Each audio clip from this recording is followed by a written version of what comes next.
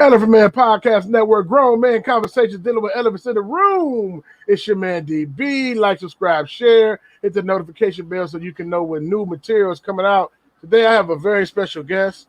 I'm glad to have one of my brothers in the building, Moreh, Duane Harris. How you doing, sir? Hey, I'm good. Good to see you. And I love that intro, man. That's fire right there, man. Thank you, man. I appreciate it. That's what's going on. Okay. I mean, I've been trying to get him for a couple of months. I'm so glad you're on the show. I'm so glad that you carving out some time. We're not gonna take a lot of your time. We're just gonna ask you a few questions and we're gonna keep it moving, man. But I just thank you for joining us on today. Yeah, appreciate it. So we want to get right into it, but the main thing I want to do is ask you about like ministry, the genesis of ministry. Not the awakening, like the genesis of ministry. Oh yeah, that's no problem with that. But before we do that, just for me, I always go in prayer, bro. Yes, I sir. always got to kick off in prayer. So if you don't mind, if you want to pray for us, pray us in, or I can pray us in. You can pray us in. I praise you. All right. Yeah, thank you for this time that my brother and I had to come before your throne of grace and mercy. We thank you for this time and this fellowship to build and to get to know one another and just have a good time in your name. We are in some serious times right now, but we are grateful and thankful that you bestowed the breath of life upon us to see this day, to see the salvation, of the children of Israel by your hand, and to see the reward of the wicked. Amen. Hallelujah. Amen. Whoa, I'm coming back to that. Yeah. You know what? An elephant man, grown man conversation dealing with elephants in the room. So I guess we're gonna have some serious grown man conversations. But can you tell me about your genesis as far as ministry? Yeah, no problems. Really, it's something where there's been a call in my life for ministry for a very long time, since I was a child. And we know how it is as Israel. You know what I'm saying? You got that old, pastor, preacher, minister come through and something on that boy gonna do something great, So there's always been something like that, on me. But as far as ministry is concerned, I'd have to say in my early 20s, there was a awakening that happened. Really, the Most High was pressing on me to get connected, to dig deeper in the Word, to get connected to really men and women of faith that could help me and develop me. It was a situation where the pressing was so strong on me where I knew of God, but was in the world. Most High was like, nah, pressing. You know what you need to do. And I had essentially had every door shut in my life until I was able to get connected with actually a minister. She was working at this job on the side. I was working on this job on the side, not understanding why. Every door and opportunity was shut. And literally it was so I can get connected with this minister who was then able to get me connected to a mentor that raised me up in the ministry and was really able to build on my character and kind of correct some things. Because back in 20 something years ago, I was not the same dude. I had no integrity. I had no character. It wasn't like that. And so, and being submitted under a man of the Most High, and him being able to correct those things in me, it was able to build me up in ministry. And so, from that point, like I said, about 20 something years ago, I've been serving in ministry, just through and through. So ministry has been there going back 20 something years.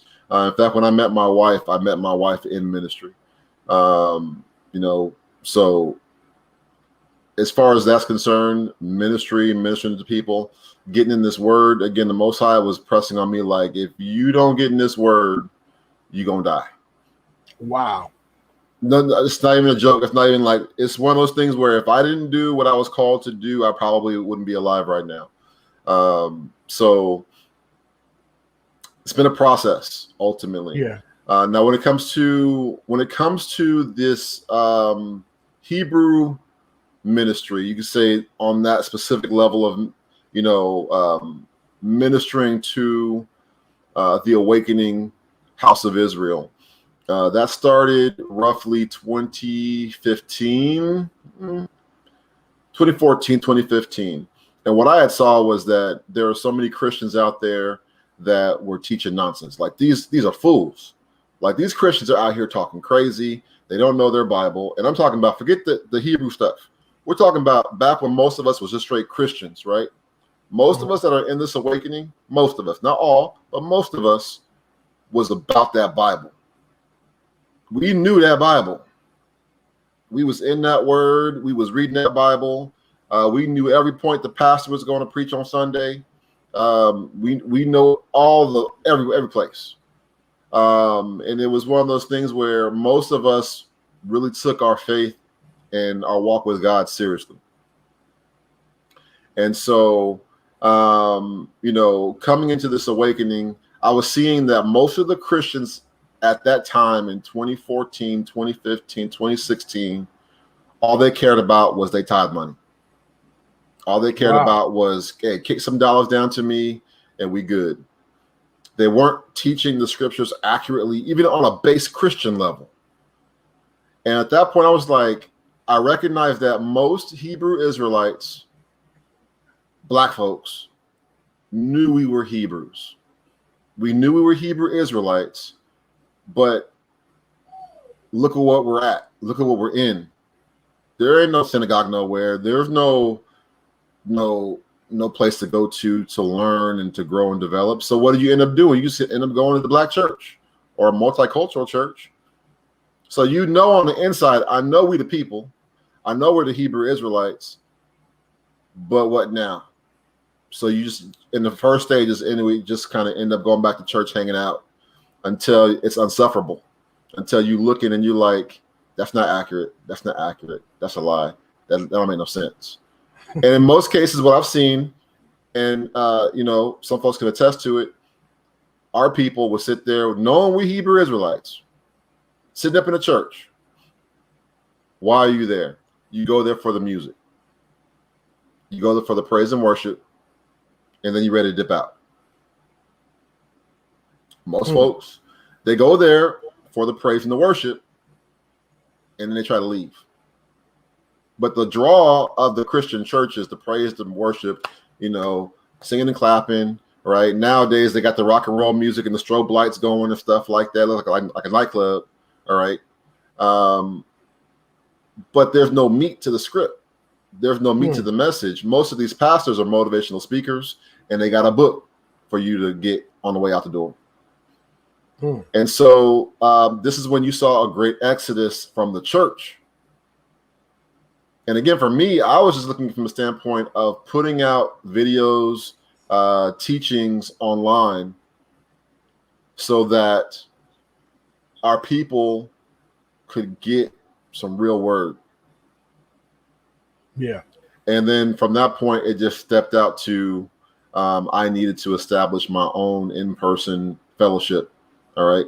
And so that's when, from there, starting in really Dallas, Texas, and San Antonio, Texas, establishing assemblies out there.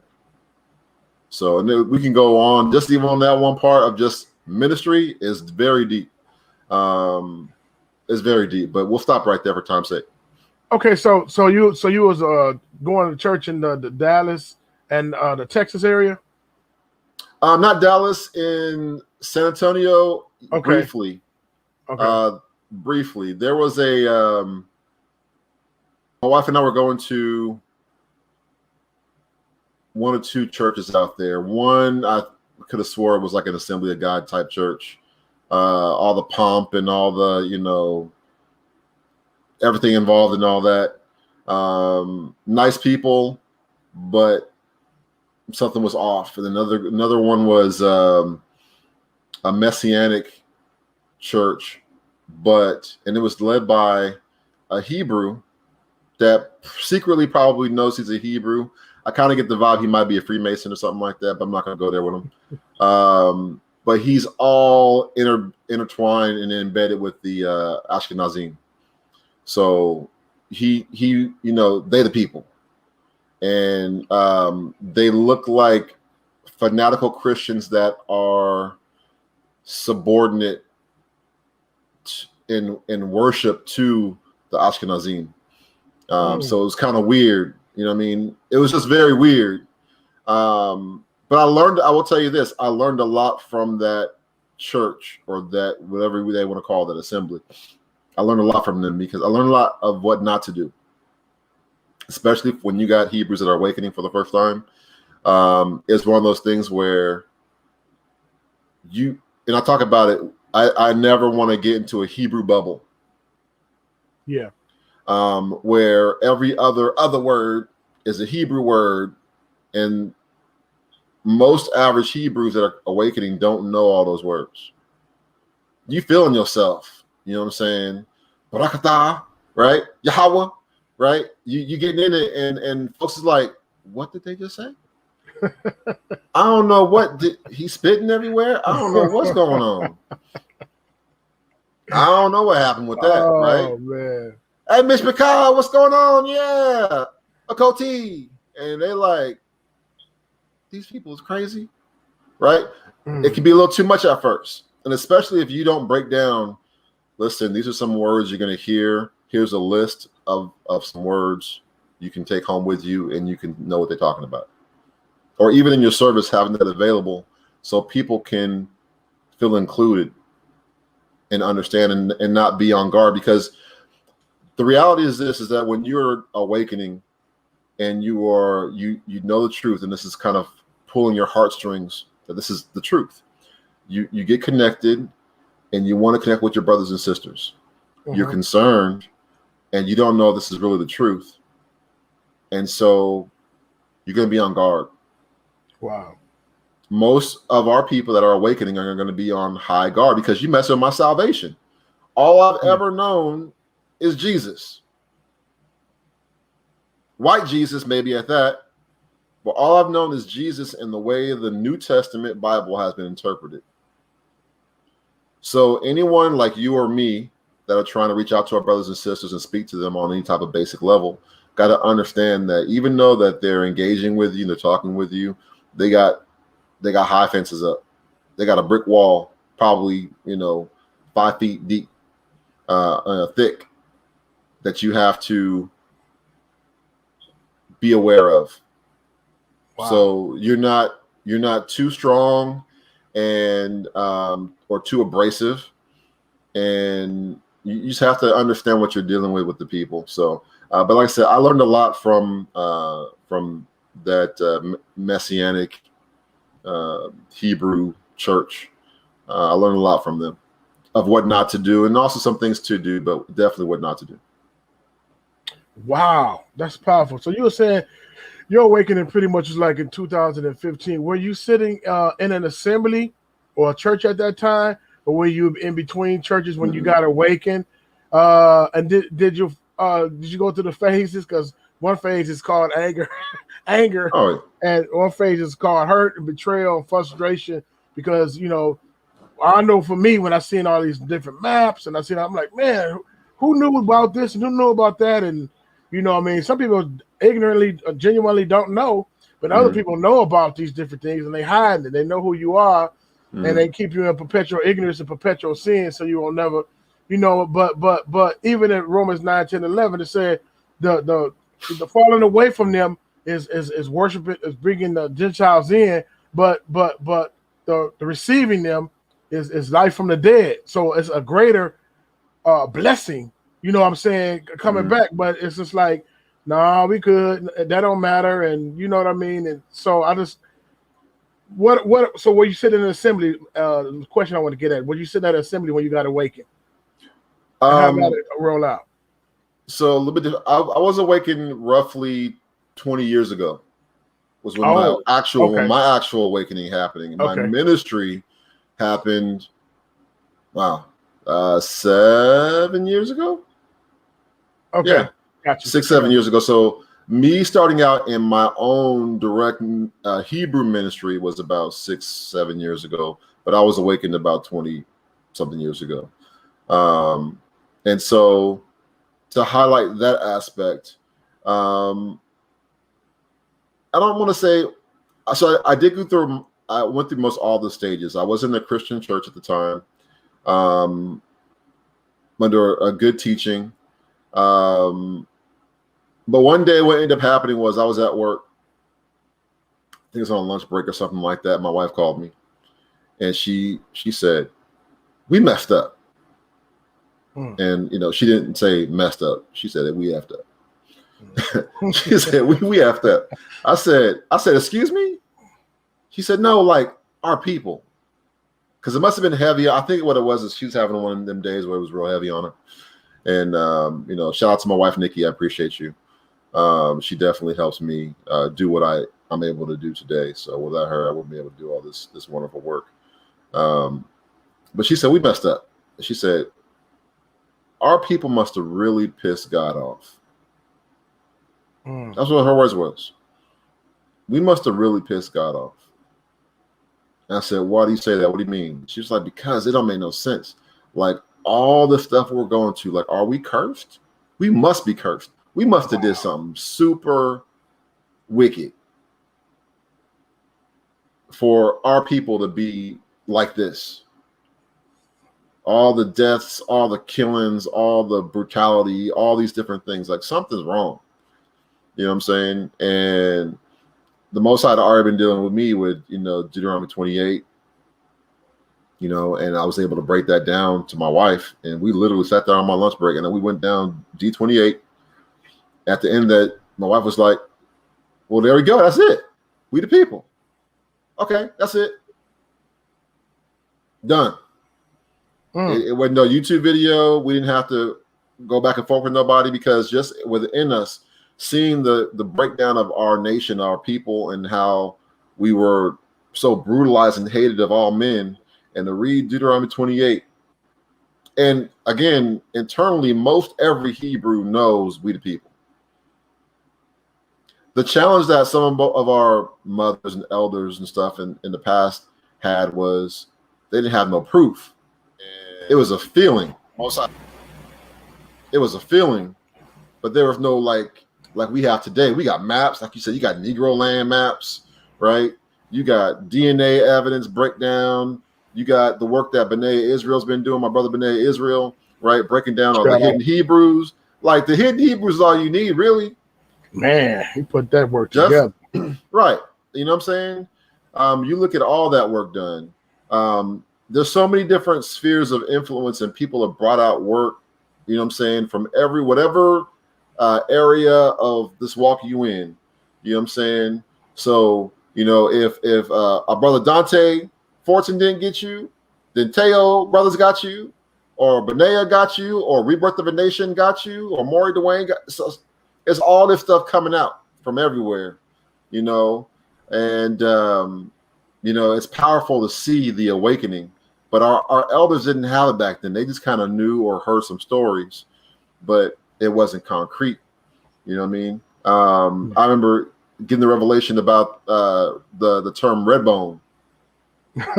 And I was like, because on the surface, when you hear the term red bone, it sounds stupid. Like, why are we walking around talking about this person's a red bone or that boy's a red bone? Like, that don't make no sense. And then you actually talk to the right people and you find out that's not accurate. They were saying red Ebo was what? They were saying red Ebo, but we slow. Probably didn't understand Big Mama and them, and now we just say red bone, red bone, red bone, red bone. Wow. A red bone? No, red Ebo. Red Ebo. It's a people. Never heard of that. It's a type of people. They're red Ebo. Go ask an Ebo person. Most of us in the diaspora have Ebo ancestry in us. Ebo, Hebrew ancestry. So there are some of us that are considered red Hebrews or red Ebos. Never heard that. And then we all slow talking about red bone. I thought Redbone was a light-skinned sister. No, man. I mean, that's what we turned it into. You know what I'm saying? We didn't turn it into, but it's basically essentially, you know, Hebrews that have that kind of red, ruddy undertone. Wow. We've all seen it. Like my brother came out. My brother came out like a Redbone, Red Ebo, basically. You know, we called him Redbone as a baby. Not as a, you're not gonna call no man no Redbone. You know what I'm saying? But as a baby, we was like, oh, little Redbone. You know what I mean? But a lot of our history is still there, and it's coming to the surface, and it's amazing to see. But in general, yeah, to keep it concise, I was angry at the deception. I was angry. I think what really made me angry was not the gatekeepers and the Judases amongst us. We already know about them. We already know about that. Okay. So I mean, a good chunk of us already know what we're dealing with, you know, quote unquote, black people, right? We know. It is what it is. You're going to have your traitors, your Judases, your haters that are amongst your own people. And in most cases, some of us can attest that some of our worst enemies have not been the outsider. It's been our own people that have caused the most damage to us has been within our own. So, but my thing was the hurt of recognizing that the whole world knows who we are and they lying. And when I say the whole world, I mean the world elite, the heads of nations and their institutions. Wow. Know that run life, that run the world, know who we are. Wow. They all know who we are. Really? The average people may not know who we are. Your average European or your average Arab or your average may not fully know because they just live in life going through, living their privilege, okay, in the hierarchy of white supremacy. White Arab, dark Arab, right? You got white Asian, dark Asian, right? There's a hierarchy across the you know, all nations, all ethnic groups type of thing, right? Wow. And the more authentic, original you are, the closer you are to the Hebrew, the closer you are to the Most High. They hate you. You're the closest to authenticity, the original. That's why they have to purge you out. They got to kill you. They got to destroy you. You know what I'm saying? That's why I don't get caught up with the colorism thing. It's like all mankind was melanated. All humankind was melanated. All the ethnic groups were melanated, dark-skinned people. You just have other stuff that happened that you start getting this light and stuff happening.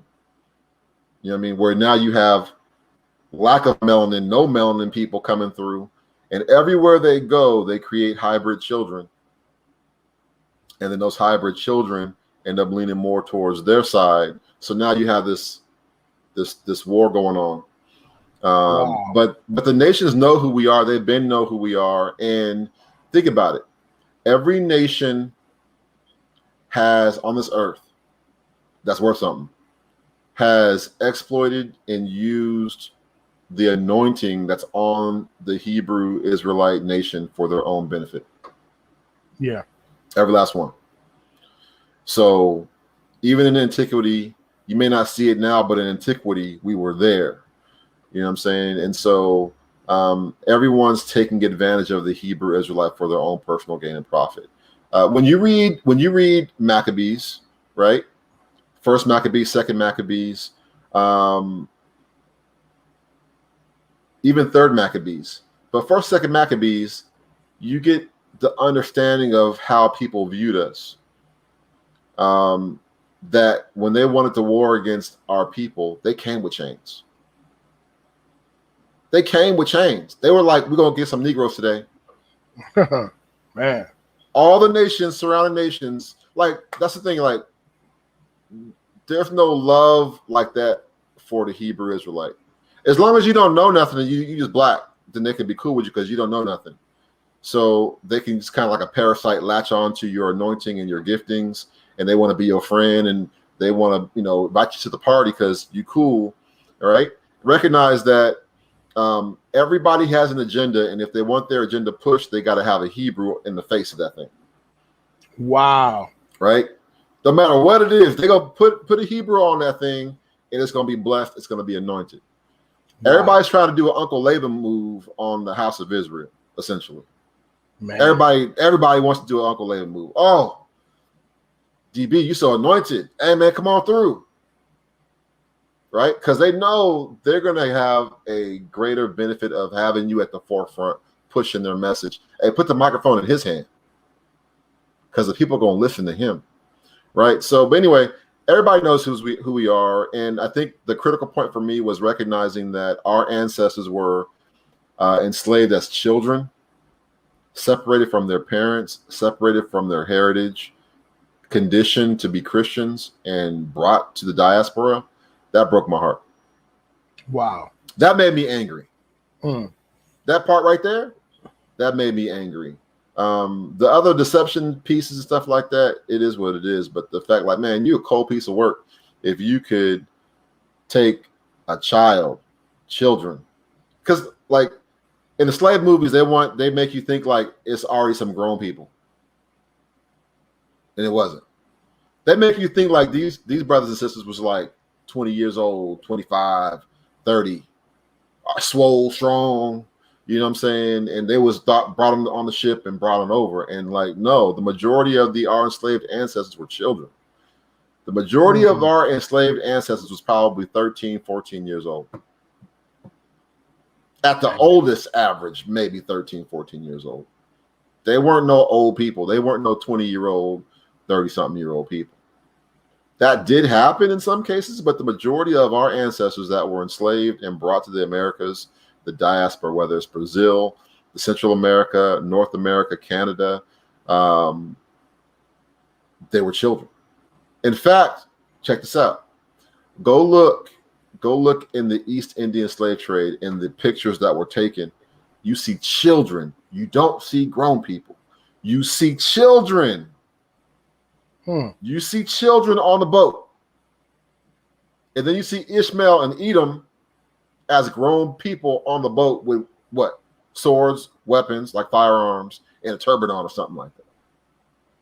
They went for the kids. And so that's what made me angry. These Christian folks have been indoctrinated. We've all gone through the process. I don't get angry at them too much like that. But those that do know the truth and they want to lie anyway, especially like the urban apologetics, I ain't got no love for the UA. Because I'm gonna be quiet. I don't got no love for the UA. Okay, I'll leave it at that. It's not my channel. I'm not gonna go in as hard as I can. I gonna get you in trouble, bro. I'm not gonna get you in trouble. This is grown man conversation dealing with elephants in the room. Ain't nothing but can't folk up here. But listen, man, that's some heavy stuff right there, man. That's some really, really heavy stuff. So my next question is like, do you think that, like you said, people knew who we were? Okay, like when a slave get caught with a book, it's on and popping because you're not supposed to read. So I don't know if some of our people, as time went on, like we know who we are, but be quiet because we already getting whooped up. Mm-hmm. So we don't want to talk about who we are too much because they might find us out and just whoop us up more. Yes. So that's right, 100%. That's exactly what happened. Mm-hmm. When you and many of us are discovering this, okay? We're rediscovering ourselves even in the Americas, and what we're discovering is that even in America, 50 years ago, 60 years ago, okay, our people knew who we were and were teaching the truth of who we were. And then they were killed for that. Why do you think all of them churches got bombed? Why did those churches get bombed? Why was the Klan, aka an extension of the Catholic Church, why were they bombing and burning down the Black church? One, it was a point of mobilization and strategy for the Hebrew. That's number one. Two, it was an issue of, in many cases, we were proclaiming the truth of who we were, and that had to be destroyed. Even in South Africa, there's a story out there when they were coming into an awakening of who they were in South Africa. And they basically, it was amazing. They basically did a full-blown call to the Hebrews in Africa, from all over Africa, to come to South Africa. I want to say it was near Namibia. And they essentially were having a Passover, like an African Passover. And I mean that legit, like the continent. They had put a call out for Hebrews in Africa to come together for Passover. And after Passover, they just never left. And they began to build. Now the British Crown and all the other folks was out there, and they wasn't having that. And so they literally burned everything down to the ground.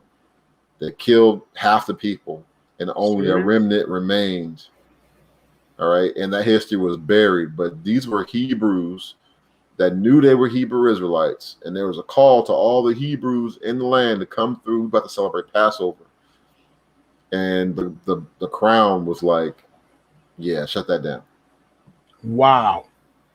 Yeah, I'll see some information on it. It was pretty deep. Yeah. So, some information on that. It'll blow your mind back. But our ancestors knew who we were, but they were killed for it. And in my research, I discovered that in the continent of Africa specifically, our people knew who we were, but we were considered pagans by both the Arabs, Black Arabs, the Ishmaelite Negro, Black Muslim Arab in Africa, all right, and the European Christian. So the pagan in Africa was the Hebrew Israelite, because we were not Christian and we were not Muslim. So they called us pagan. Now here's the thing with the Arabs, with the Muslims. They playing the game. They know who we are. But they feel justified to abuse, enslave, and destroy us because they view us as, you killed Isa. Isa being Jesus. They know Jesus in the Bible as Isa in the Quran. So they view the Hebrew Israelite as a cursed people by Allah and the people that killed Isa. So therefore they are worthy of the sword. They're worthy to be destroyed. And therefore they forfeited their right as the chosen of Yah. That's the secret line of the hatred of the Muslim, the Arab, to the black man, aka the Hebrew Israelite, is that we're the people that are cursed by God, and we also killed the Messiah. Wow. And they know that Isa or Jesus is the Messiah. Not just a prophet, huh? They know he's not just a prophet. They know. Now, some of them, like your layman folks, don't know because they're kind of slow. It's not to cast no shade on them like that, but they're a little slow. In the sense of the conditioning and brainwashing is so deep that unless their leader in the mosque tells them what it is, unless they interpret it, it don't mean nothing. Like they are very submitted and subordinate to the spiritual leaders in the mosque.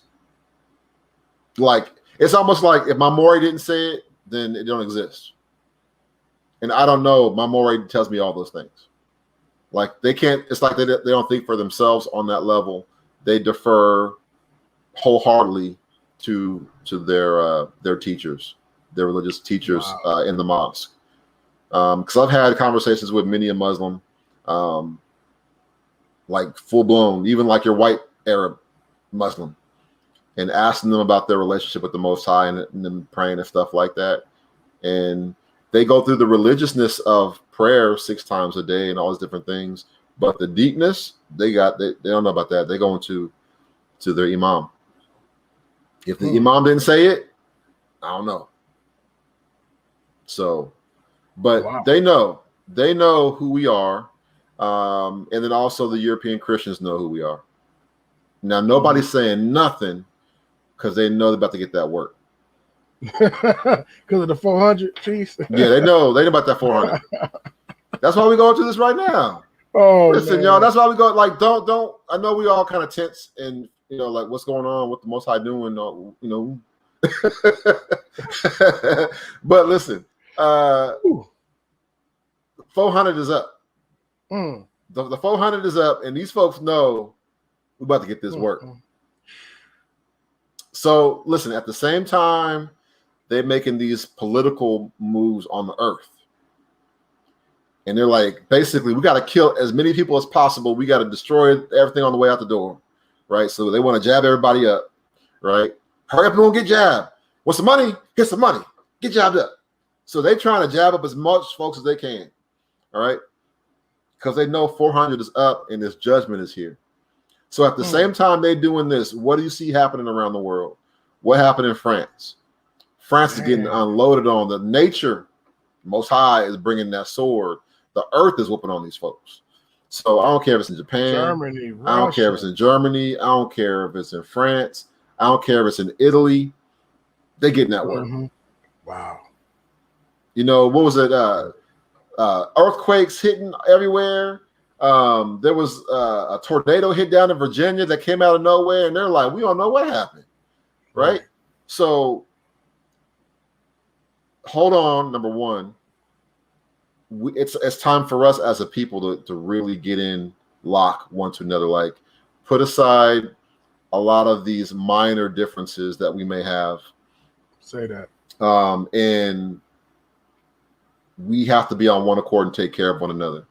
Like, I may not know you like that, but if you need help, right, we got to have a conversation. You know what I'm saying? Like, nobody, and because I got to be quick and concise on this, but it's like, Israel, we are all we got. And you can't invite your homeboys from other nations right now. Like, we don't got time for that. We need to come together and heal. Like, the mother folks is cool, I get you, but we have to get our stuff together right now. All right, we got mothers, children, fathers, children. We got mothers, like imas, elders. We have to support one another, right? No, in this season right now, nobody should be without food, right? Nobody should be without basic health care. Basic health care. And it's one of those things where we really need to encourage, motivate, and support one another in this awakening and in this time we're in right now. Because what's happening right now is the governments of the world are going to make things extremely difficult for all of us. They're basically going to be like, you choose the Babylonian system and stick out your arm for the mark, okay? Or you're on your own. Now, we know we're not on our own. We have the Most High Yah.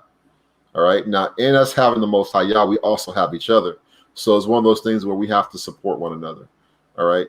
So, like, I'm not going to see my sister over there starving or my brother over there starving. And if I got something that I can feed them, I'm going to feed them. If there's some shelter somewhere, I'm going to try to get them some shelter. If they need some clothes, we need to give them some clothes. You know what I'm saying? Right. And we also have to start the process of policing ourselves. All right. Meaning, them boys within us, them Jakes, them Judases, all right, we got to deal with them.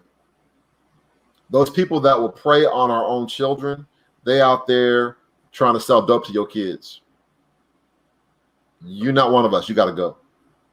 You're not for us. If you can sit there and pimp and prostitute your own people, say that. You can go out there and commit crimes to get your own people. You go hard in the paint, you shoot up everybody. You're going to shoot the spot up, you're going to stab somebody, but you're not going to deal with them other folks like that. But you're going to bring the sword to your own people? You're not one of us. You got to go. Go out there and do you. But you're not going to be, we have to tighten our communities up because oftentimes we run away from our blackness, we run away from us, and we have tried to basically like many of us have learned how to navigate white supremacy, but that ain't gonna help you right now. Like this thing is over with. This thing is over with. So it's a dividing separation, all right? And it's gonna be: are you with the Most High in the house of Israel, or are you with Babylon? There's not gonna be there's no in between. You're not gonna. There ain't no fence. So the fence got knocked down. There's no fence. You can't sit on the fence. You either with the Most High Yah in the house of Israel, or you with them folks.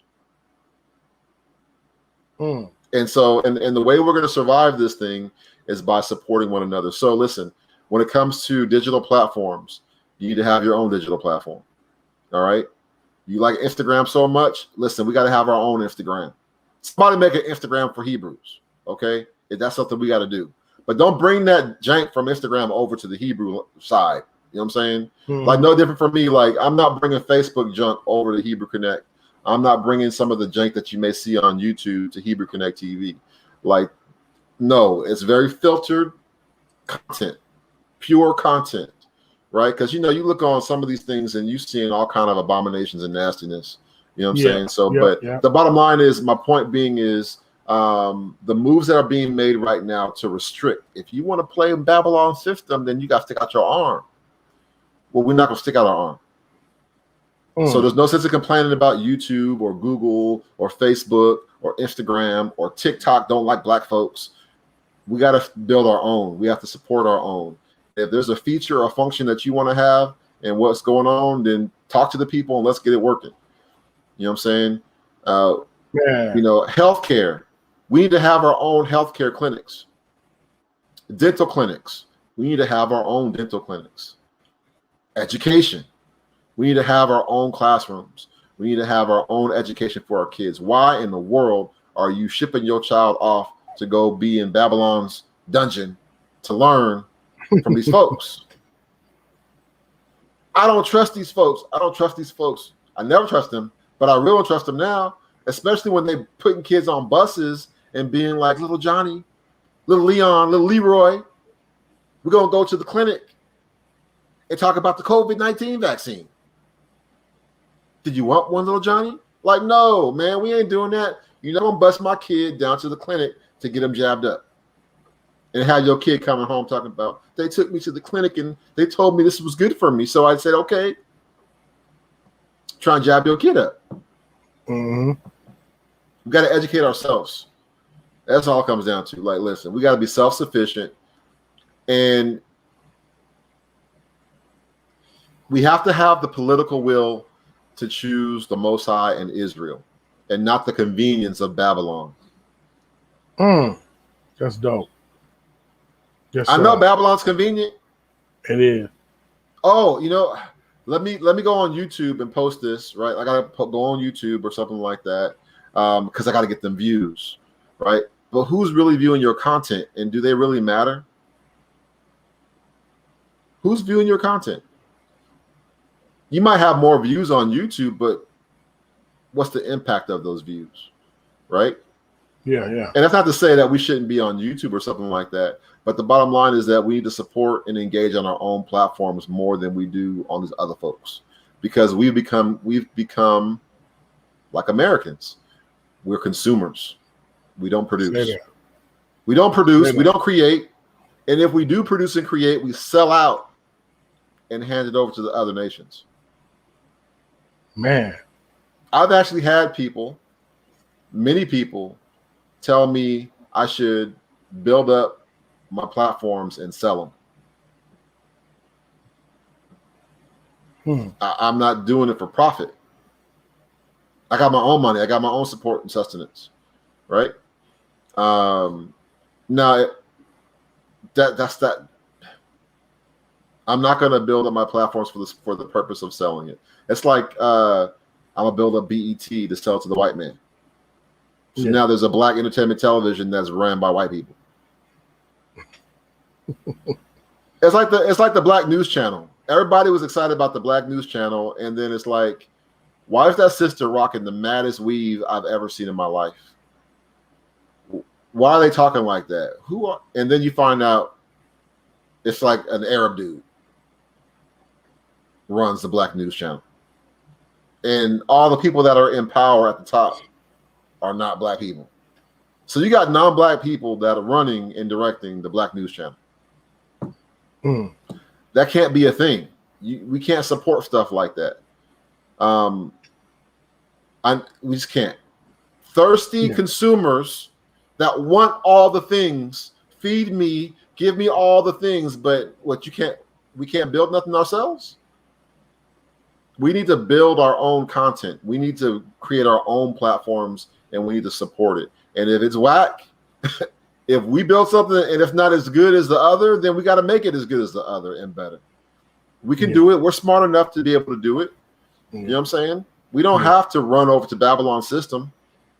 You know what I mean? So my thing is, my advocacy is for us to go back to being builders and creators again, and stop just being consumers, waiting for the other nations to feed us. Man, that's amazing, because even what you said, we have enough in Israel as far as we can create our own little Silicon Valley, and we got very intelligent people. We got people from all walks of life, doctors, lawyers. I mean, computer programmers and all of this different stuff, and it's enough here to do that. My whole thing, even like I was talking to Brother Ron Shield, shout out to Dr. Ron Shield, about the autonomy piece, but like we need to be self-autonomy, so we don't have to just wait for whoever to give us a handout whenever. Right. Is the whole Black Wall Street thing. We still over here, and we say, we're going to cut this little piece out. We're going to do us. What will stop another black, and I'm not saying don't do it because of that, but we still on this strange land. What will stop another that from happening? Or we got our own little town, and they pumping junk in the water. I mean, so what would really, go ahead. I don't know if I asked the right question, but what would stop how they keep stopping the autonomy if you try to build it and they knock it down? Like you said, the example in Africa, right? We often go down here, and then they had stopped it. You know what I'm saying? So it's a time that we're in, number one, and ultimately it's the Most High Yah.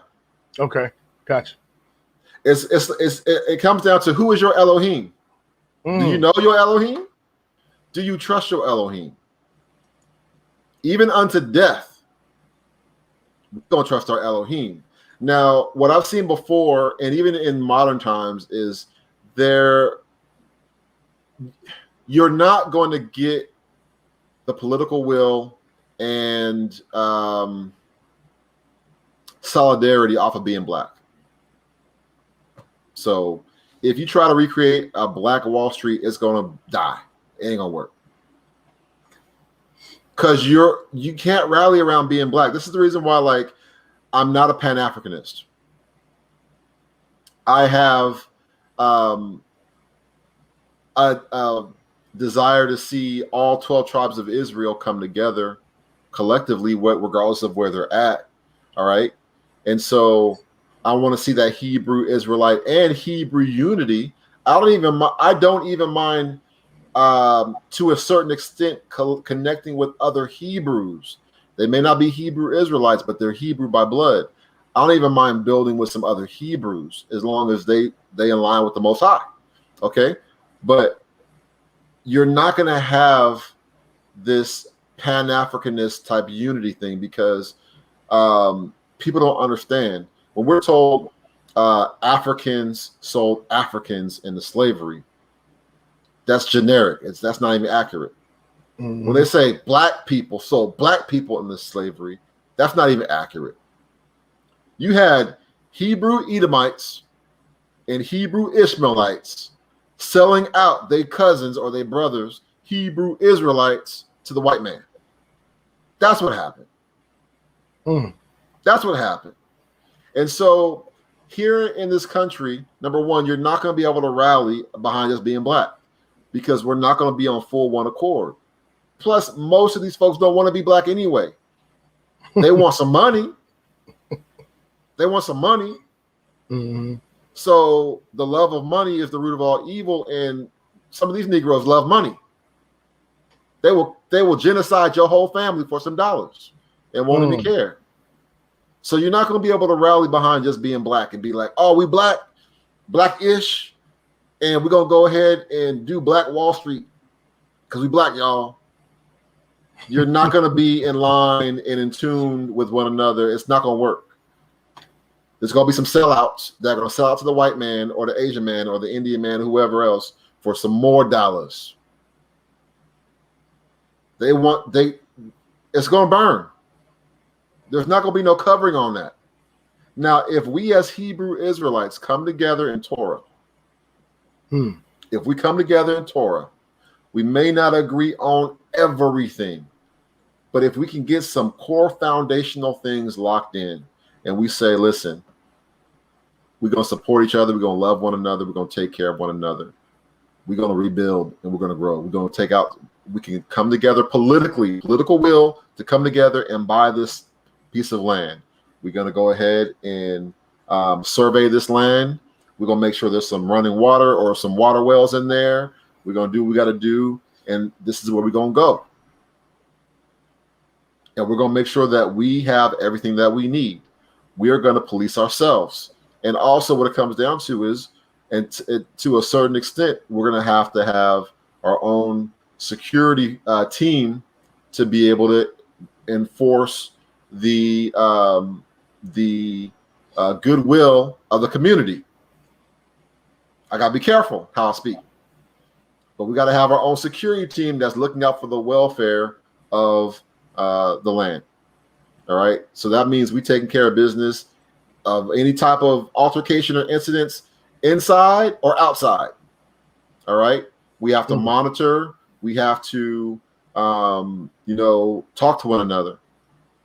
You're not going to, and it's because here's the thing. I'll say this and I'll stop on this part. We have to walk in obedience. We have to walk in discipline and self-control. All right. It's one of those things where oftentimes black people have a hard time following the rules. Okay. And so we'll be told what the rules and regulations are, but we want the hookup. We want the, well, for me, bend the rules type of move. And so if this is a sacred space, and this is the way things are, don't be trying to bring in outside folks. And I tell people, like, don't bring the streets in with you, right? Leave it out there. Don't drag all this stuff from outside inside. If this is a sacred space, everybody that comes in this space has to be on one accord. If you're not on one accord, you cannot enter into this space. I don't care if they're your mama, your daddy, your cousin, your uncle, your sister, your nephew, your third cousin on the left side of your mama. Like, no, you're not going to bring these people that don't know the Most High and don't know Torah in here. You're not. Because the moment you compromise, then everything's going to fall apart. It's going to fall apart because there's no standards. So think about it. What ends up happening in just the black community? What ends up happening? Cousin Ray Ray comes in from LA. 5 years later, now you got a whole new gang set wrapped up in Tennessee. How do you get a whole new gang wrapped up in Tennessee? Oh, because Cousin Ray Ray came from LA and brought that gangster thug lifestyle from LA to Tennessee, middle of nowhere, Tennessee. And now all the kids is in some gang now. The community didn't check little Ray Ray when he came here. Look, young man, I don't know where you came from or what's going on. We glad you here, okay? But that's not how things operate here. You can't let the darkness into your sacred space. That's good. That's good. And not be surprised when you got all hell breaking out in your communities. Wow. There has to be a standard. Listen, there has to be a standard. We cannot allow these other folks to come in and start corrupting what we're building up, because now we have all this compromising and then the murmuring and the backbiting and the complaining. And then you start having jealousies and envy and it snowballs. We got to be on one accord. So if we want to do a Black Wall Street type thing, listen, it's not even about listen. It's ultimately about us coming together, being self-sufficient, self-sustainable, right? We're going to have those, and then we're all going to chip in that are going to do all the legwork when it comes to producing the food for the community, right? Protecting the water, making sure the water is safe to drink, right? Making sure we feed all of our animals, right? We raise our animals, right? We're going to make sure that we have everything we need. We have dentists, we have, doctors, and we have nurses, and we have educators that help to raise up the children, right? And we don't got to live like we're backwoods somewhere with no electricity. We can have electricity for now, okay, but not be reliant on electricity, right? Not being reliant on the internet. We can have the internet. You know what I'm saying? Yeah. So, I mean, there's things that we can do. In regards to outside forces trying to come in and to destroy that, they will attempt to destroy it. But they're going to do like they always do. They're going to come, bearing gifts. I want to say the olive branch first. Yeah, they're gonna come in on the sly. You know what I'm saying? They're gonna, can we come in? No. We want to be your friend. Can we help you build? Well, we want to donate. That's gonna be the other one too. We want to donate. It'd be like, oh, we want to donate your internet. Why? So you can listen to our conversations and know what we're talking about? Ain't nothing free. What do you think happens when these other countries go, oh, we're going to give you some internet? China going around, we're going to go ahead in Africa and give you internet connection with latest 5G, 6G technology, right? You don't think that they got some back doors in on them things? Like what happened with the African Union? The African Union didn't even know that their building that was developed by the Chinese and stuff, they didn't even know that the Chinese had mic drops throughout all the walls, and everything they were saying there, the Chinese heard about it. That's how real life be getting down.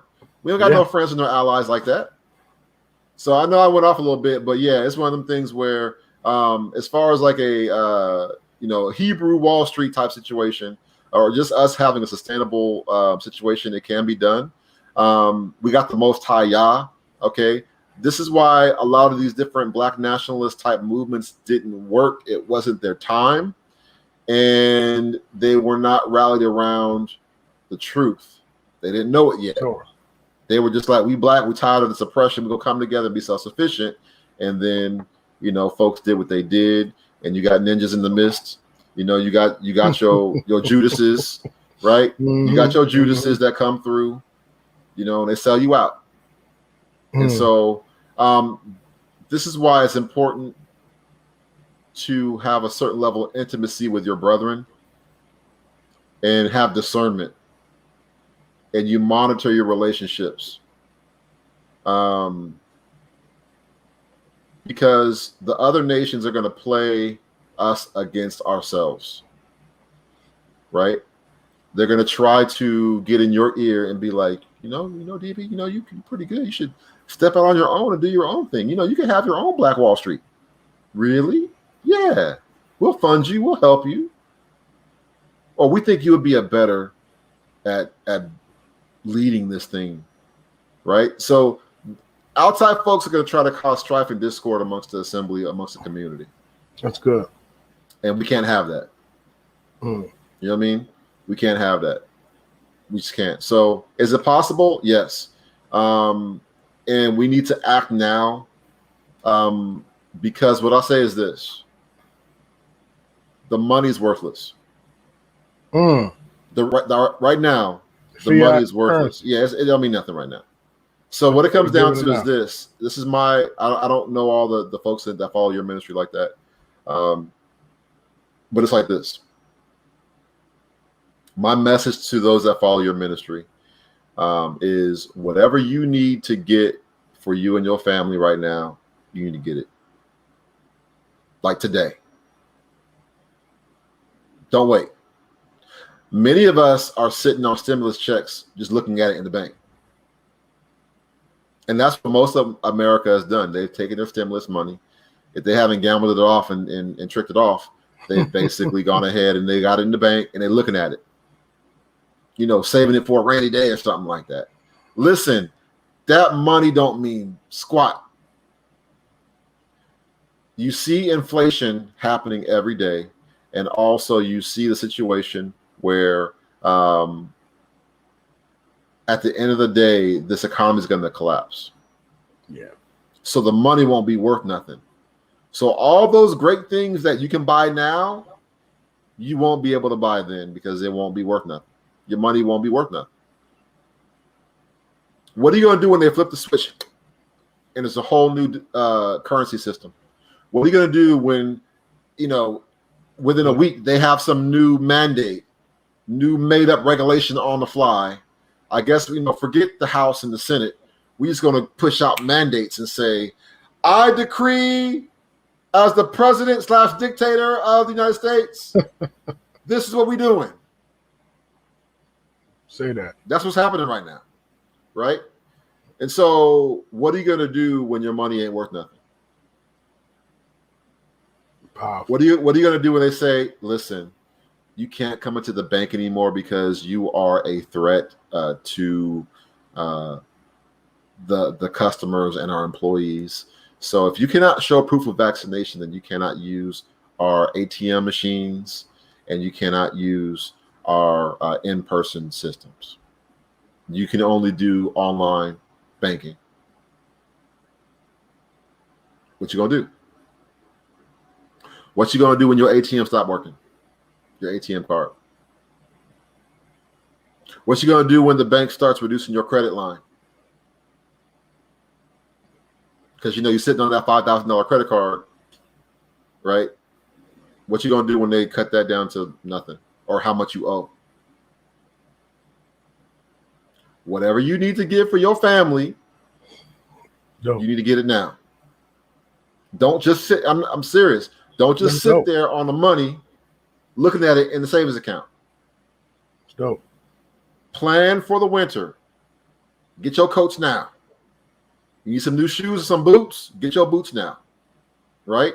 You might want to get you some hand warmers or something put in your boots or your socks or something like that, right?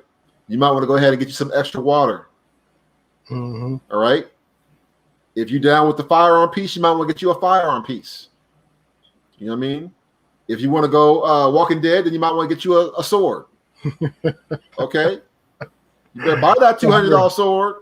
That's real talk, man. Yeah, Black Samurai, Hebrew Samurai for real. Listen, they ain't gonna get me.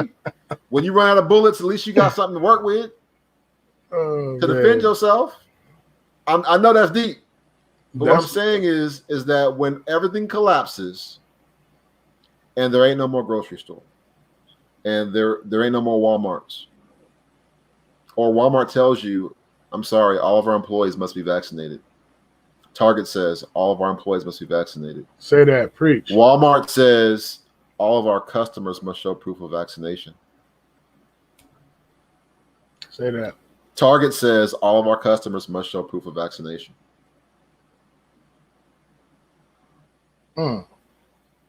Say that, man. You on the money with that. Yeah, man, because I can go off, man. I get up in there. Hey, man. Woo. So one question I want to ask, because you got Hebrew, you talking about building our own platforms. You got HebrewconnectTV, HebrewConnect.org, and HebrewConnect.com. And it's 3 different sites. Mm-hmm. So go ahead. So the HebrewconnectTV is what's the difference really? I mean, I got them all, but so here's the situation. 2016, I had my own ministry, which is called Biblical Hebrew Awakening. It was on Facebook and was also on YouTube. Had my own channel, ministry, and so on and so forth. I was doing, and I also got connected with Hebrew Nation Building, Joshua Collins and Morris Williams, and I was building with them and establishing assemblies with them, and I was pretty much the admin of multiple channels. And what happened was I had got banned on YouTube for live streaming for like 2 months. I was like, man, that's rough, right? Because I was going hard. You know what I'm saying? I go hard. And they were like, yeah, you did too much, so we're going to shut you down for 2 months. Then they shut me down for 3 months. Then when I started seeing that, and I think also on, I was adminning the Hebrew Nation Building YouTube platform. Hebrew Nation Building channel got shut down for live streaming as well. So then I rerouted it so that Hebrew Nation Building channel was on my channel, so that they could still live stream uninterrupted. And so the bottom line is, when I start seeing that happening, where I'm not playing these games, I see the writing on the wall. We all know who runs Alphabet. We know who runs Google. We know who runs YouTube. And we talking about we the Hebrew Israelites. They're not going to like that too much. All right. There's only so much you can say and how you can say it, which is why you got Hebrew Israelites tap dancing on YouTube, because I can't say this, I can't say that, so on and so forth. And I'm going to get banned. I'm going to get blocked, and I'm going to get shadow banned. They're going to, shut down my live streaming privileges. Right. And so when I started seeing all that, that's when I first stepped out. And Facebook was doing some stuff too. I was getting threats from Facebook on content that my members of my groups were posting, or somebody would post something on my page. And so when I started seeing all that, I created HebrewConnect.org. And that was specific to my ministry, but it was also the segue as an opportunity for others to build. Right. And that was HebrewConnect.org. ORG being for an organization, like a nonprofit organization or ministry. And so HebrewConnect.org is directly tied to my personal direct ministry and others, but it's tied to my ministry. Someone else was, they wanted more features and more things. And a sister was like, we really need to get a job board on here. And I was like, I could do that. But I was like, instead of playing around where this HebrewConnect.org platform isn't really built for what we're now trying to do.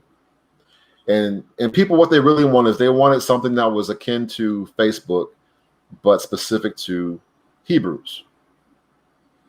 And so that's when I created HebrewConnect.com. So if you go to HebrewConnect.com, you can create an account pretty easily. If you're lazy, that's fine. You can just go ahead and log in through Google or log in through your existing Facebook account. Just go log in and then click on the Facebook icon or the Google icon, and you log in like you normally would through Facebook or Google, and it will create an account for you, and you'll just use that as an authentication of who you are to log in, right? And so you just click in via Google and you drop right in. Click in via Facebook, you drop right in. All right. And so HebrewConnect.com has all the features and things you would want. You can create your own group. You can create your own pages. You can live stream. What else is there? Post your own events. You can post a job from your page if you want to. You can connect with other Hebrews in your area. There's all kind of stuff in there you can kind of do. You can upload most any content, really. So if it's YouTube videos, you can put YouTube videos up on there. If it's Facebook videos, you can actually even upload Facebook content on there if you want to, if you choose to. I'm not looking for people to just drag in junk from Facebook or YouTube over. This is specific to Hebrews. Like, so I need us to have a renewed mind where we're connecting, gathering, and building. I don't care about look at what the devil's doing all the time. You can do a little bit of that, like, oh man, look, this is happening, that's happening. All right. But I don't need to go down the rabbit hole where all I see is Baphomets and darkness on my page. Right. I don't. What are we like? Listen, we know the devil's doing some dirty work, but what are we doing aside from talking about him doing some dirty work? Amen. Like, am I building with my brother right now? How about we build? How about we talk about establishing a dental facility for our community? How about we talk about, establishing businesses, seeding businesses? How about we say, listen, if you got a business, right, and you can show whatever, we will donate $500 to help get you established in your business. We'll get you a website. We'll get you this and get you that, right? We'll get you some one-on-one training. How about we build versus just watching, looking what the devil's doing today? Yeah, that's good. Who got beheaded in the streets? You know what I'm saying? Like, no. Man. Right? All right, so here's, again, this is Hebrewconnect.org. And again, this is tied directly to my ministry, but anybody can hop on here and connect. I don't care what your messianic ministry is. You can get on there and do your thing. So it's all good. You know what I mean? But going over to Hebrew Connect TV, and you can click on the icon on the right-hand side, or you might have it set up already. You can go to Hebrew Connect TV. Hebrew Connect TV is essentially, like Nea says, YouTube for Hebrews, basically is what it comes down to. So it's a video sharing platform. And I would want to highlight one thing before we go. So if you can go to Hebrew Connect TV, and that's Hebrewconnect.tv for those of you that are watching or listening. Gotcha. And I'll cover some things of what you can do. And I do got to give a bit of a admonition. All right, so what it comes down to is this. Number one, you can upload your content to the platform. Now, before I had it restricted because, again, growth, you know what I mean? I'm funding this. I don't have no corporate investors, right? This is not, I don't got no Google, YouTube money, right? So I'm paying for everything. I'm funding everything, the storage and everything else. So previously I had it capped off at 2 gigabytes for an upload, all right? So if you see at the very top, the green icon up arrow says upload, right? When you click on that, you can upload whatever videos you have on your system. You can upload them. Now, before it was capped off to 2 gigabytes. Now, some people, and especially YouTubers, you got like, I don't know, your videos be like 3-4 hours long, right? It's going to be more than 2 gigs. So if not, previously, you're going to have problems. And so what I was having was people that are like, man, my video ain't uploading. I'm having some errors, whatever. It's because they was uploading like 4 gigabyte videos. So what I've recently done is I've increased the upload limit. You can now upload up to 5 gigabytes of video content. All right. And so, I mean, unless you're not doing no marathon action on this thing, you're not going to do no 12-hour videos on this thing. But if you got a 3-hour video or a 4-hour video, which is kind of long, but who am I to talk? I definitely got them videos too sometimes. You can go ahead and upload without any problems. Now, what you will need to do is this. If you can, go ahead and hit upload real quick. Upload. And I'm just going to go over something very simple. All right. Well, you don't got to do that right now. Go to, no, that won't work either. If you have a video or a sample video you can do it. But if you're not prepared, don't worry about it. Let me just talk right now. Okay. What it would be is you would click upload, and then you would select the video you want to upload. And then what's going to end up happening is it's going to take you to another screen where it'll have title, description, and then tags. You have to put a title, you have to put a description, and you have to put at least one video tag for the video to upload, because that's what my system uses to categorize your video content. All right. If you miss any of those 3, it's not going to upload. All right. Same thing with import. Click on import. Okay, imports. All right, so you can go ahead, if you are a YouTuber or you got a Vimeo or even Facebook, you can drop the link to your YouTube channel page, like the actual video page, right? You can drop the YouTube link, and then you can import that. All right. And there you go. Now, what this done is it's automatically pulled in the title, the description. All right. And you can then change the category down there. You can put Torah and fellowship or something like that. So it categorizes it in the right category. Right. And then you also have the ability of restricting who can see it. but I wouldn't do that. You can make it private, public. You can also set it to schedule it for a certain time in the future, right? I didn't know that. And then down below where it says tags, if you were to hit publish right now, it may work and put a ghost tag on there, but it's not always a guarantee. So put Elephant Man Podcast or something like that. And then, put a space or enter, and then it'll capture that tag. And now you're good. And then you can hit publish, and it'll actually go ahead and bring that and put that to your page, to your channel. Coolness. And there you go. Done. And in fact, if you were to click on it right now, it probably will play. Ironically, it'd be kind of funny to see it, but it likely will play the live stream. Probably will play. Probably. Oh, there it is. Yeah. Yep. See. Done. Cool. And in fact, if you were to click on it, yep, there you go. It probably will play. It'd be kind of funny to see it, but it likely will play. It's echoing. Oh, just hit the mute button. You get the mute button on it and stop it. It's all good. All right, so now we got an inception going on. That's crazy. All right, so yeah, we're good.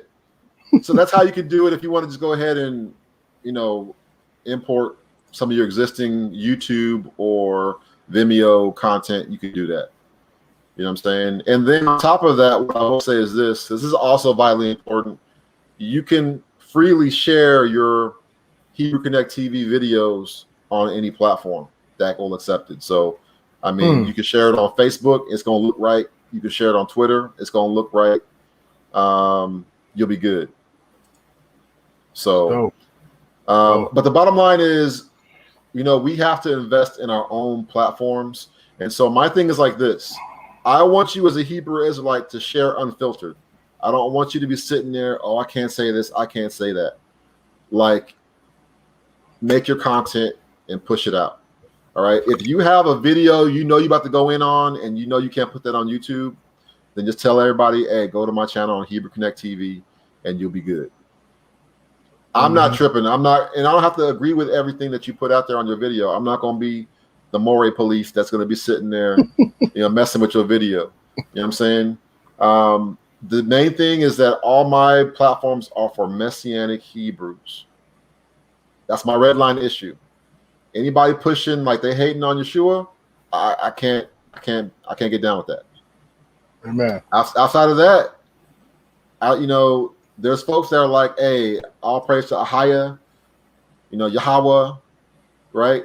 Yahuwah, Jehovah, the Lord. I'm not fighting you. You know what I'm saying? But my red line issue is definitely when it comes to the Mashiach. I'm not playing with that. I'm about to really promote the platforms. All right. And so what I've been trying to do is I've been trying to get connected with the various Hebrew ministries, individual or collective. Get your channel today, get connected, push your stuff out there, because I already know when I start pushing Hebrew Connect and Hebrew Connect TV, a lot of folks are going to be coming in. And I want to make sure that the foundation is right.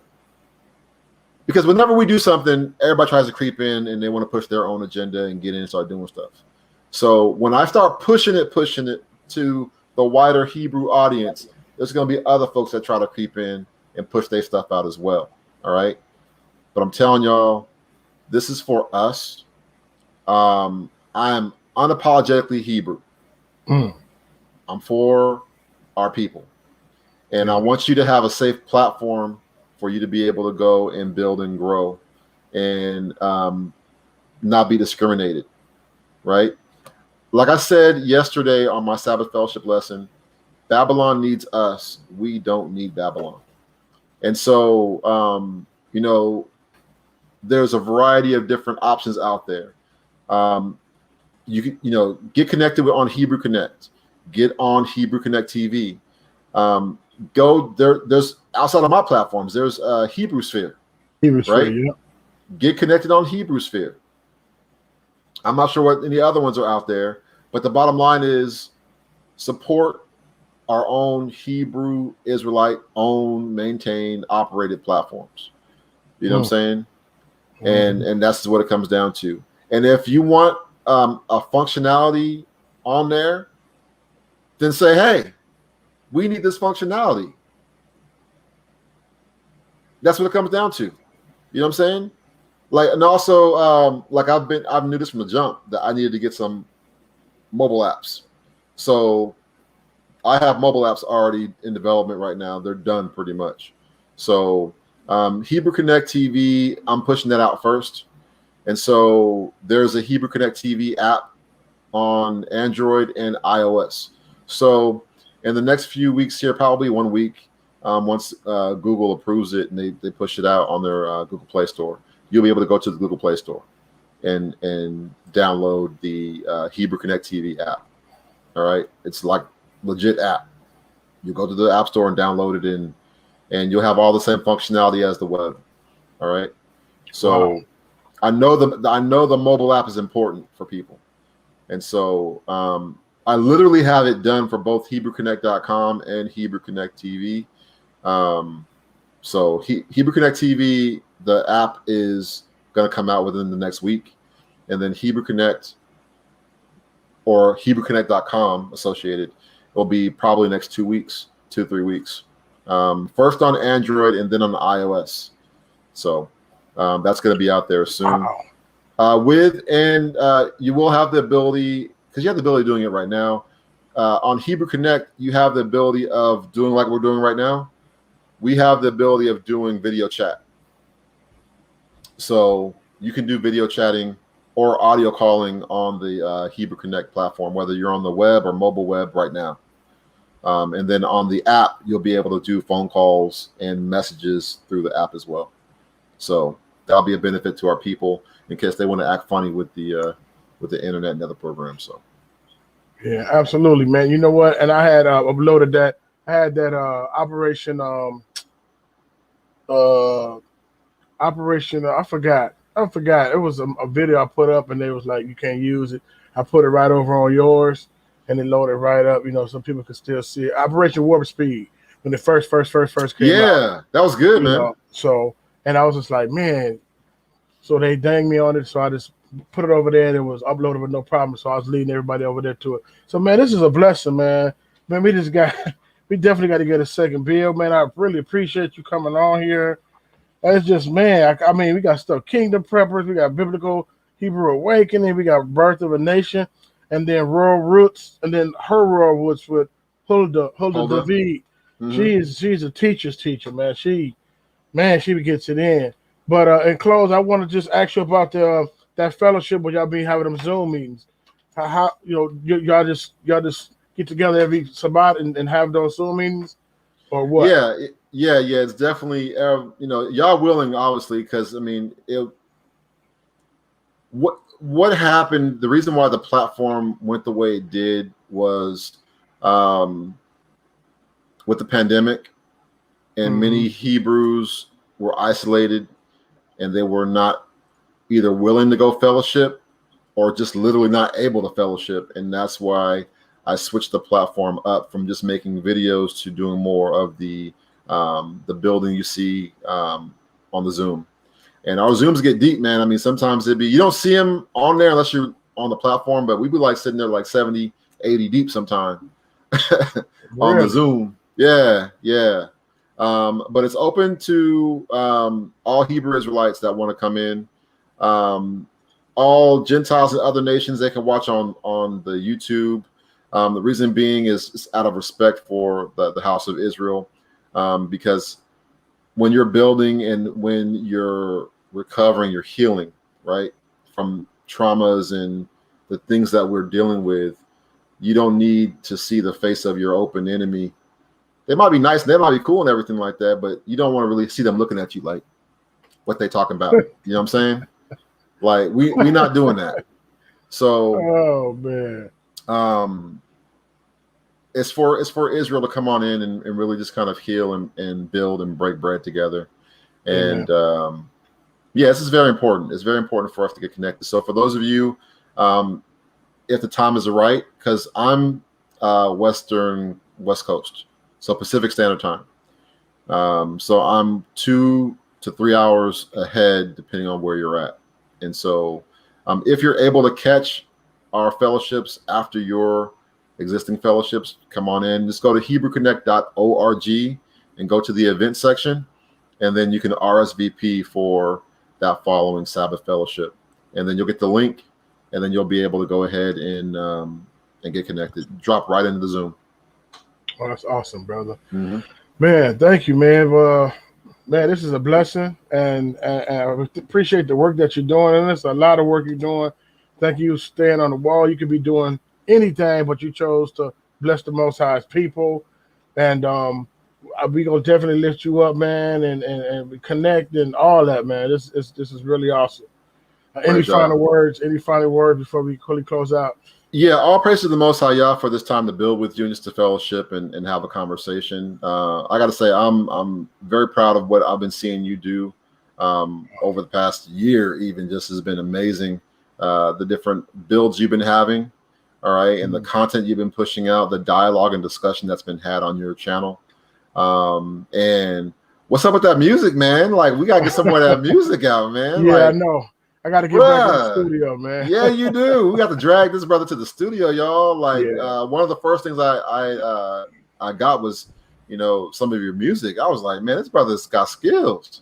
Like, that's no joke for real. Like, I was like, okay, we got to see some more of that. But it's good to see you working and building and reaching our people, because we need to get connected, and you're doing a great work right now. So I just pray the Most High Yah bless your ministry, bless your family, and your entire household. So all I got is just a blessing for you, my brother. That's it. I pray for the Most High to just really bless you and keep you, sustain you in all your ways, and that you continue to walk in discernment. You know what I'm saying? Walk in discernment in the season that we're in, and just may the Most High continually guide your steps. Wow, man, I really appreciate that. That's very encouraging. Yep, that's the reason why we do it, and we get into the food portion of it, you know what I mean? The agriculture, you know what I'm saying? This stuff. We're trying to get it going because we want to be able, talking about food shortage. I'm like, nah, we're going to be able to grow some food. And that's what I'm talking about. We can just grow so much, in a little bit of area, a little plot of land, man, that I didn't even understand. You can turn your whole backyard into something and feed your whole family and the neighbors, you know what I mean? So that's what I'm getting into right now. But I am going to definitely get back in that booth, man, because I got a few things to say, just trying to figure out how I'm going to say it. What y'all's timing. And y'all's timing, for real. Y'all's timing. Hold on, what you say? Hold on. I have a question. Sister E said she has a question. Shout out. She said, I have a question. Praise God. So where's the question, sister? Before we head out. She writing it. She's like, don't shut it down yet. Don't shut it down yet. Why is it ghosting like that? You said ghosting? Don't show. Okay. I don't know what's wrong with my thing. Well, I'm glad it didn't shut off because I'll be having issues with this. I said, I want this whole interview to be mail my what's it say? Okay, now I want to act up. Mail me my box, Elephant Man. I'm still learning. Oh, okay, yeah. So I was talking about the other channel, the Garden Farming Network, but I'm trying to wait to see if Sister E gonna send up her question. Give it a little time. What I will say though is this is another thing in regards to land and agriculture. Many of us, we got land. Okay. We are part of families that have land primarily in the South. Mm-hmm. All right. And nobody's doing anything with it. I'm putting the business out there, y'all. Some of us got land in the South, and nobody's doing anything on that land. Meaning all the kids and the grandkids done left to go to the big city to try to make something of themselves, and that land's just sitting there doing nothing. Wow. And what I would tell everybody is that it's probably a time to have a conversation with your family to see if your family got any plots of land that's just sitting there idle, doing nothing, that's been sitting there on the Sabbath for 30 years. Yeah. All right. And that will be something where we can see about getting out there and building on that land. I can attest that even from my family, we have a farm and some land out in Alabama. And it's being mildly maintained. But it's one of those things where we have to get back to our roots, connect, and as able, you better get back on that land and prepare that land and take your seeds, right? And get whatever rudimentary farming tools you can get and start working now. The writing's on the wall. You either going to be a part of this Babylonian system and stick your arm out, or you're going to be self-sufficient. And I think it's important for us to be self-sufficient. And you've already displayed the fact that we have the ability of, with even a small portion of land, being able to grow our own food. And I'm telling you, it ain't nothing like fresh fruits and vegetables. Listen, I don't even like tomatoes like that. But if you've ever tasted a real tomato, it's like an apple. You will be beating that thing down like, I mean, because the stuff we get in the grocery store is all GMO'd out. It has no taste to it. It tastes like nothing. Mm-hmm. Okay, it has no, like, you'll be mad tasting some real fruits and vegetables. You will be mad. You'll be walking around angry. Talk about, I've been lied to my whole life. Right. That's real talk. Oh, like, man. if you taste a real apple, like, listen, y'all think I'm lying. Somebody go to a Whole Foods or any one of them top stores and just get you some orange juice or some apple juice, and then come talk back to me. Right, You'd be like, I've been drinking orange drink my whole life. I ain't never tasted no real orange juice. Yeah, the hood flavored orange drink. The hood flavored drink, the orange drink. Right? Oh man. So I'm saying, like, when we get to like how our brother's doing here with the fruits and vegetables, man, you're gonna be like, I'm never going back to that junk. That's trash. Listen, I put a steep ticket on it too. You'd be like, yeah, 2 ounce be like $6. You'd be like, oh man. But then when you taste it, it's all that, man. Yeah, for real. You'd be like, okay, and like, you'll go from them big old tall, glasses of orange juice, you beating it down like it's a drink or something like that, like a drink of water or something like that, to a little 6 ounce glass of orange juice. You understand why that thing is for real. That little 6 ounces is the truth. All right. That right. 6 ounces is the truth. Yes, all you need is 6 ounces. You don't listen. You don't need put the energy drink down. You're probably paying as much for them energy drinks as if you would if you got some real orange juice. Go ahead and get you some real orange juice. Get you about 3 to 6 ounces, and you be straight the whole day. Man, that's what I'm talking about. With that real vitamin C. I'll be quiet, y'all. Man, that's good, man. Thank you, man. Blessings for the bill. Elephant Man Podcast Network. Make sure y'all log on to the other channel too. It ain't even coming up. Elephant Man Garden and Farming Network, a grow culture. Get it? Agriculture. Where you reap what you sow, eat what you grow. Let's go. And we got a chance to talk to the mayor of the city, of the chocolate city of Gary, Indiana. He came out. He was impressed. And so it was really a blessing, man. And so doing pollinator gardens and a lot of different stuff in these urban areas, man. And one thing that really blessed me, man, I was out there working out, and we're going to close. But the man just rolled up to me in the wheelchair like, hey, man, I'm hungry. It's like, you're like a Debo in the wheelchair? I said, yes, sir. What you need, sir? So I just want, what you got? I said, cucumbers. You got cucumbers? Tomatoes. Tomatoes? Zucchini. Yeah, you want it? Yes, sir. No problem, sir. Oh, how much are you? I said, nothing, man. And that just did my heart some good that it was just on that corner of land. And I'm hungry. He said, thank you. I'm like, man, no problem, sir. You know, and That's then, well, fine, how I man. cook these? How I cook these? How I cook these? So and so and so. I said something about some salt. Oh, I can't have no salt. I said, sir, you don't even need salt. You can just go. Well, I forgot. Just use some onion powder, some garlic powder, sir. And he's just like thanking me and stuff. I'm like, man, it just made my day out there, man. So that's what we do it for, man. You know. So it's a blessing, man. So Elephant Man Podcast Network, Grown Man Conversation dealing with elephants in the room. Subscribe, like, share. Make sure you go over there to HebrewconnectTV, HebrewConnect.org, as well as HebrewConnect.com. My man, Moreh Duane, thank you, brother. I really appreciate you. Blessings to you. Blessings to you. Shalom. Shalom. Perfect. Okay.